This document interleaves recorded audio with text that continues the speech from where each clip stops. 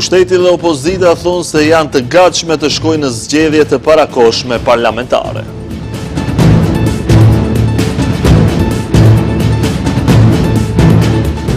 Prokuroria ka mbyllur hetimin për spitalet modulare që u ndërtuan gjatë pandemisë pasi nuk gjeti keq përdorime.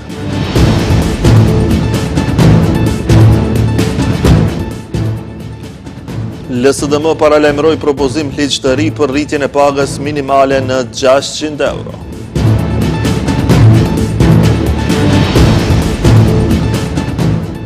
Trump tha se do të nisë izolimi ekonomik të Iranit ndërsa kërcënoi partnerët tregtar të Iranit.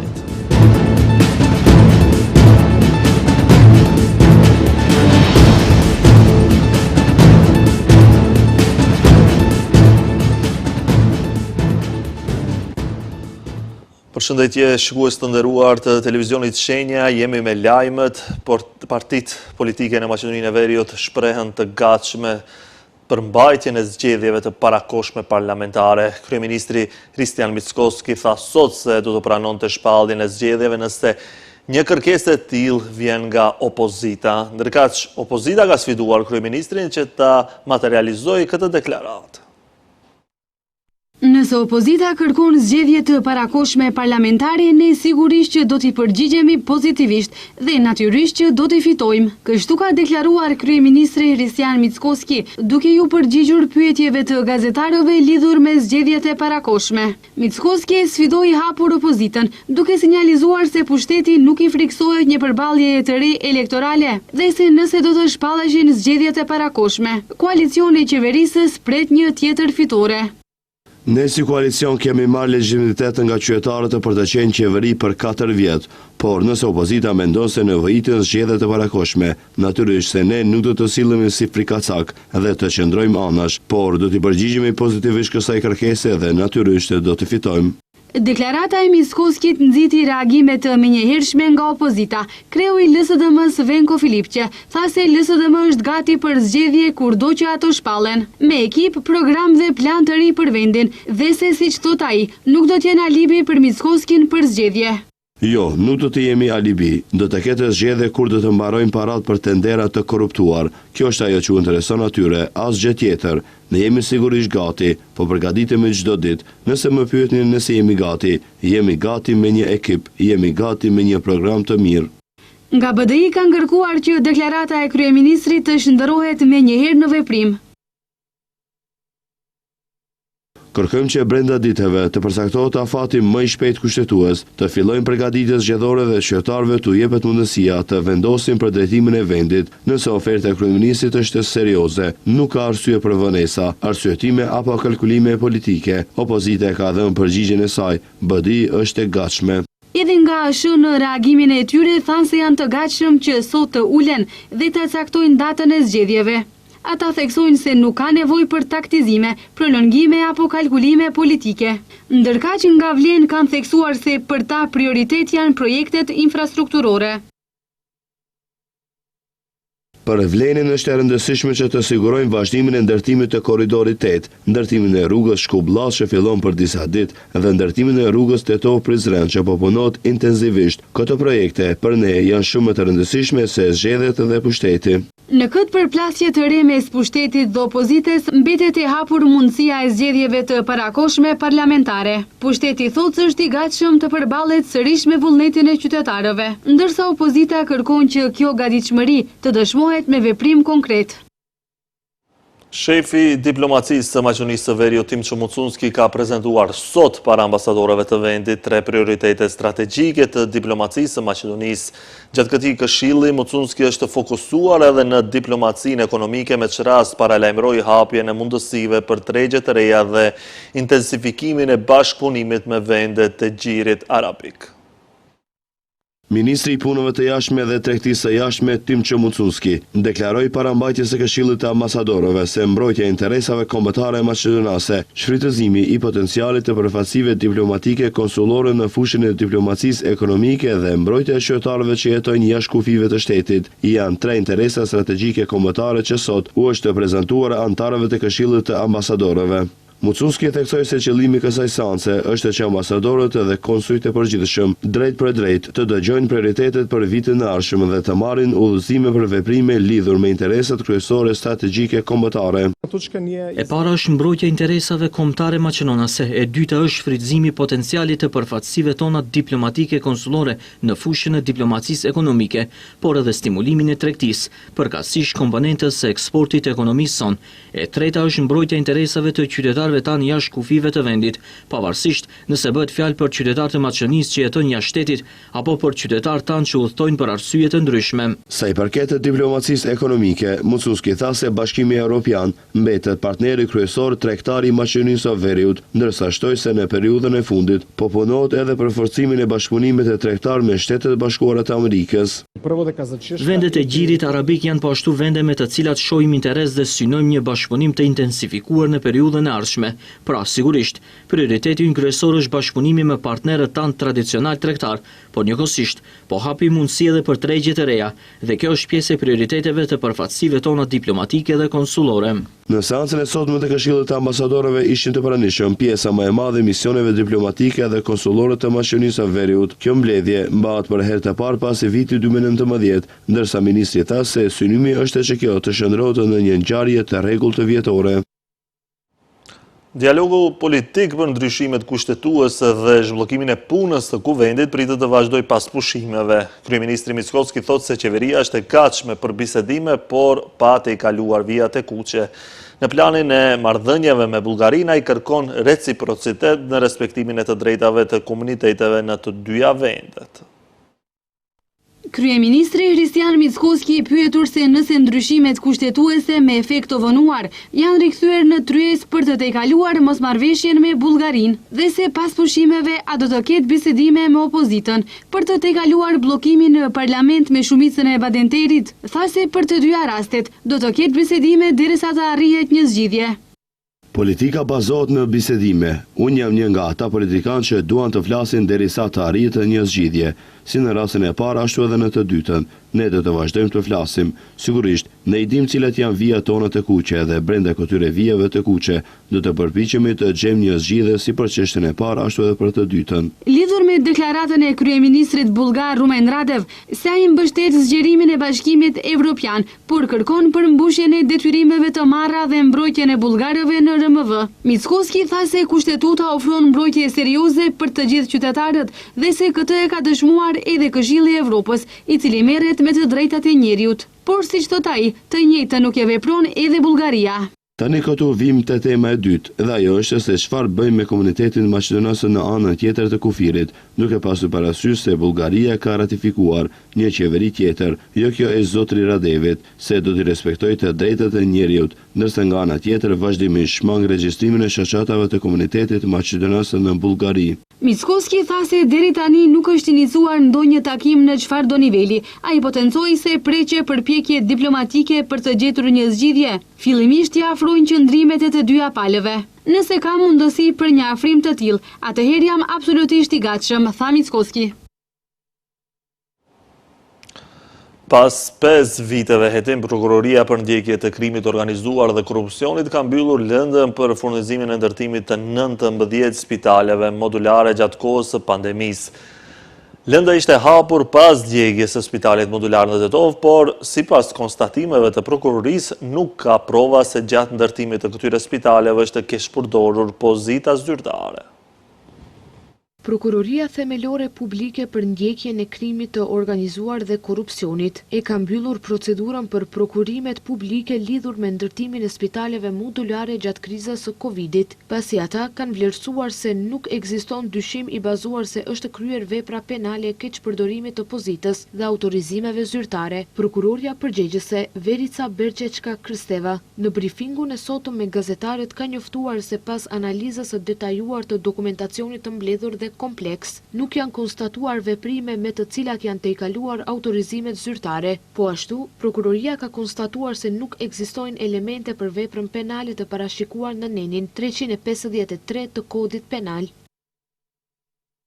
Në kuadrët e hetimit janë analizuar prova lidhur me procedurat e prokurimit publik për gjithsej 19 spitale modulare. Për prokurimin e 17 objekteve modulare është konstatuar se ishin përgatitur të gjitha elaboratet e nevojshme dhe certifikatat përkatëse. Sipas tyre, Banka Botërore nuk kishte vërejtje për prokurimin dhe materialet e përdorura në ndërtim, por, siç thanë ata, kishte dhënë rekomandime për përmirësimin e protokolleve të mbrojtjes nga zjarri. Çështja u hap pas reagimit publik më 10 shtator 2021, pas zjarrit në qendrën Covid në Tetov më 8 shtator, ku humbën jetën 14 persona dhe rreth 10 të tjerë u plagosën. Prokuroria atëherë nisi një kontroll gjithë përfshirës të dokumentacionit për prokurimin dhe ndërtimin e të gjitha spitaleve modulare në vend.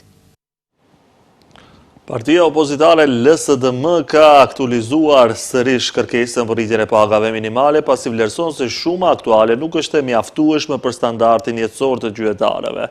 Përpos pagës minimale, LSDM kërkoi rritje edhe në disa sektor të tjerë. Ndonëse lidhja sindikatave të maqenisë ndërpreu protestat për rritjen e pagës minimale në 600 euro. Kjo kërkesë vazhdon të jetë në fokus të partisë opozitare maqedonase LSDM. Kryetari i kësaj partie Venko Filipçe tha se partia e tij sërish do të dorëzojë në kuvend propozim ligj me të cilin kërkon që paga minimale të rritet në 600 euro. Ai tha se propozimi do të dorëzohet në fillim të shtatorit, pas vazhdimit të punës së kuvendit, duke vlerësuar se niveli aktual i pagës minimale nuk është i mjaftueshëm për mbulumin e shpenzimeve bazë të jetesës. Qytetarët nuk mund të mashtrohen, shifra që i thot kryeministri me sa duket nga bota në të cilën jeton vetëm ai dhe grupi i tij i vogël i njerëzve përreth tij. Qytetarët nuk i ndjejnë. Ata i shohin kuletat bosh dhe frigoriferët bosh. Filipçe paralajmëroi edhe kërkesë për rritjen e pagave në disa sektorë, veçanërisht në shëndetësi dhe arsim. Ai ju referua masave që, siç tha, ishin realizuar gjatë qeverisë së mëparshme të udhëhequr nga LSDM-ja, kur pagat e bazë të specialistëve dhe të mjekëve ishin rritur për 40%, si dhe pagat e të punësuarve në arsim. Qeveria e udhëhequr nga Kristian Mickoski tashmë ka hyrë në vitin e 3 të punës së saj dhe në asnjë fushë nuk shohim rezultate. Nuk shohim rezultate në ekonomi, në shëndetësi, në arsim, në bujqësi. Lideri i LSDM-s vlerësoi se rritja e pagave është e nevojshme për shkak të rritjes së shpenzimeve të jetesës dhe shtoi se me këtë partia po jep përgjigjen e saj ndaj politikave ekonomike të qeverisë aktuale.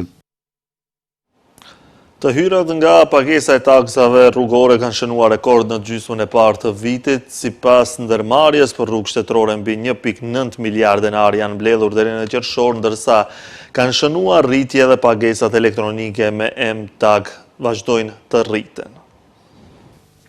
Nga fillimi i këtij viti deri në qershor, nga pagesat e taksave në vend janë mbledhur një shifër rekord prej 1.9 miliard denar apo mbi 31 milion euro, krahasuar me vitin e kaluar, informoi ndërmarrja publike për rrugë shtetërore. Ata kanë deklaruar për agjencinë e lajmeve MIA se stacionet më të frekuentuar të pagesës janë Tetova, Petroveci, Ramanlia, Glumova, Miladinovci, Zhelina, Gostivari dhe pastaj të tjerat me radhë. Sa herë që ka një vëllim të shtuar të trafikut në pikat pagesore dhe veçanërisht në sezonin e verës, ata theksuan se Departamenti i Mbledhjes së Taksave harton një plan veprimi, ku në secilën pikë pagesore në të dy korridoret, të gjitha kursitë e disponueshme vihen në funksion. Natyrisht, përparësi i jepet një lloj mbledhjes elektronike të taksave në M-Tag, ku të paktën një kursi është gjithmonë në funksion, nga ku dhe shtuan se mbledhja elektronike e taksave është rritur për 6% nga totali.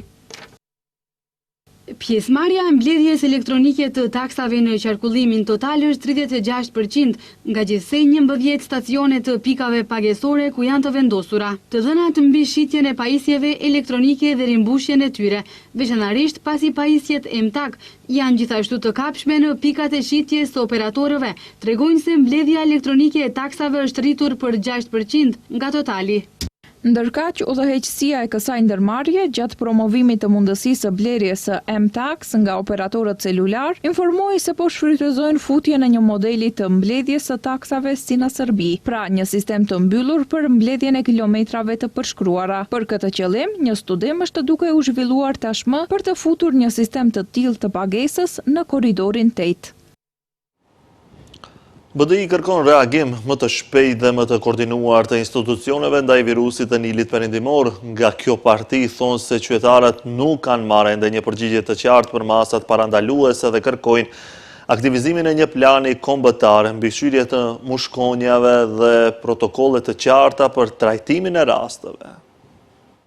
Deri tani, qytetarët nuk kanë parë një përgjigje të qartë, të strukturuar dhe të parapërcaktuar nga qeveria. Kështu thonë nga Bashkimi Demokratik për Integrim lidhur me situatën e virusit të Nilit Perëndimor në vend. Ata kërkojnë nga institucionet kompetente përgjigje të koordinuar, transparencë dhe masa të bazuara në dëshmi shkencore, duke ngritur një sër pyetjesh lidhur me reagimin e institucioneve. Ata thonë se sistemi shëndetësor duhet ta mbikëqyrte rrezikun herët dhe të vepronte para se pacientët të përfundonin në spital me forma të rënda të sëmundjes, ndërsa theksojnë se qytetarët po shohin reagim pasi situata tashmë është përshkallëzuar. Virusi i Nilit Perëndimor, mënyra e transmetimit, grupet të rrezikuara dhe masat parandaluese njihen prej vitesh. Sistemi shëndetësor duhet ta mbikëqyrte rrezikun dhe të vepronte para se pacientët të përfundonin në spital në forma më të rënda të sëmundjes.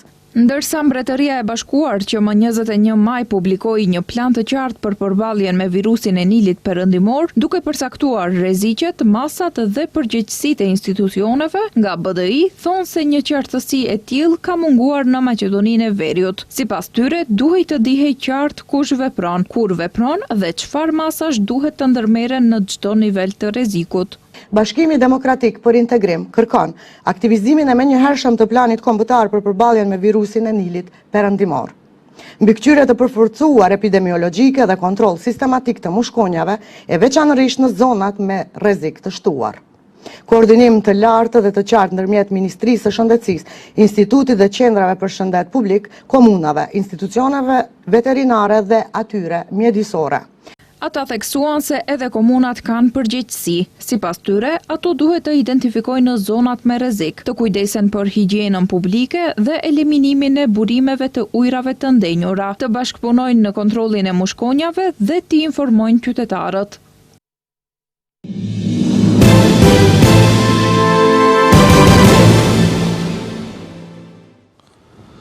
Bashkimi Evropian i pyetur për deklaratat dhe paralajmërimet e presidentit serb Aleksandar Vučić për ndryshimin e rrjedhës së lumit Tiber, ka thënë se deklaratat dhe veprimet nuk e mbështesin normalizimin midis Kosovës dhe Serbisë, duhet të shmangen. Në një përgjigje për mediat lokale në Kosovë, BE ka konsideruar se përparimi në normalizimin e marrëdhënieve ndërmjet Kosovës dhe Serbisë mund të arrihet vetëm përmes dialogut. Deklaratat përfshirë ato lidhur me ndryshimet e mundshme të rrjedhës së lumit, si dhe veprimet që nuk e mbështesin këtë objektiv të normalizimit, duhet të shmangen. Gjithashtu, rikujtojmë se përparimi në dialogun ndërmjet Beogradit dhe Prishtinës është parakusht që secila palë të mund të përparojë në rrugën e saj evropiane, thuhet në përgjigje. Shtetet e Bashkuara të Amerikës kanë ritheksuar thirrjen ndaj udhëheqësve politik të Kosovës që të bashkëpunojnë për formimin e institucioneve në përputhje me kushtetutën dhe vendimet e gjykatës kushtetuese. Në një përgjigje për Radio Evropën e Lirë, një zëdhënës i Departamentit Amerikan të Shtetit ka thënë se udhëheqësit politik duhet të punojnë së bashku për tejkalimin e ngërçit institucional. Ky ngërç i vazhdueshëm politik po rezulton në mundësi të humbura për Kosovën. Është koha që udhëheqësit t'i japin përparësi progresit dhe stabilitetit në të mirë të gjithë qytetarëve, ka thënë zëdhënësi. Kjo është thirrja e dytë e ngjajshme për nga pala amerikane brenda pak kohësh, pasi kërkesë të ngjajshme për bashkëpunim kishte shprehur edhe ambasada e Shteteve të Bashkuara në Prishtinë me 12 gusht. Presidenti i Shteteve të Bashkuara të Amerikës Donald Trump ka njoftuar atë që quajti operacion më shkatrues ekonomik kundër Iranit, ndërsa Washingtoni rrit presionin mbi Teheranin mes një bllokimi në bisedimet për të dhënë fund luftës midis dy vendeve. Në një postim në Truth Social të mërkurën, Trump ka thënë se Irani ka dështuar të shfrytëzojë mundësinë për të arritur një marrëveshje dhe do të përballet me luftë ekonomike dhe izolim në një shkallë të paparë.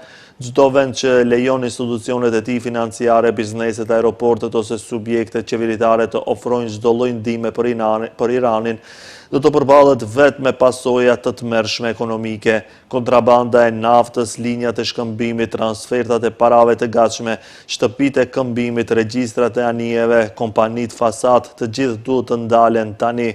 Ju e dini kush jeni, kjo do të jetë një ditë ekonomike dhe ne kemi nevojë që të gjithë aleatët tanë të qëndrojnë në krah të Shteteve të Bashkuara të Amerikës për të izoluar dhe mposhtur kërcënimin iranian, ka shkruar ai.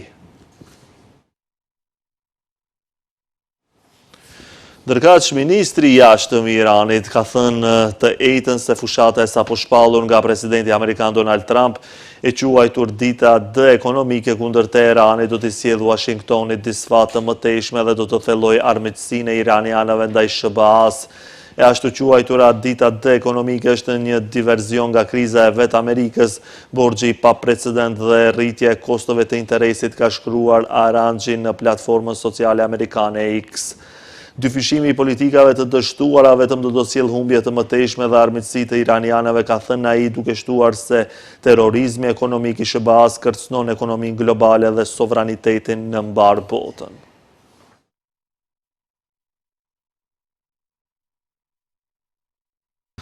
Ky ishte lajmi i fundit për këtë edicion informativ. Ju falenderoj për vëmendjen. Bashkë mirupafshim.